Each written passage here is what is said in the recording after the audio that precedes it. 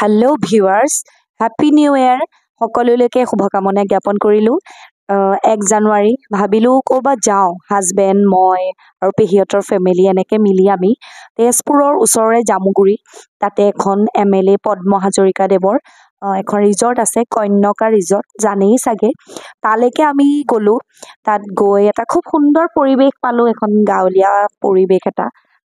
এখন ফিল্ড আছে তেওঁলোকৰে, খুব সুন্দৰ, কাৰণ ল'ৰা ছোৱালীখিনিয়ে তাত খেলি খুবেই ভাল পায়। মোৰ ল'ৰাটোও, পেহীহঁতৰো ল'ৰা ছোৱালী, এনেকৈ সকলোৱে গৈ তাহাঁতে খেলিলে, এনজয় কৰিলে, দৌৰি তত পোৱা নাই। তাৰপাছত খানা খালোঁ আমি। খানা আমি এথনিক থালিয়ে ল'লোঁ আৰু ভালেই লাগিল বাৰু, কিন্তু 9 জানুৱাৰী 1 তাৰিখ কাৰণে বহুত ভিৰ, সেইটো কাৰণে হয়তো অলপমান খানাটো ভবা ধৰণে নহ'ল। বাকী ভালেই লাগিল আৰু ইয়াৰ ৰিলচ দুটামানো বনালোঁ আৰু এইদৰে মোৰ ব্লগটো শেষ কৰিলোঁ। আশা কৰোঁ ভাল পালে।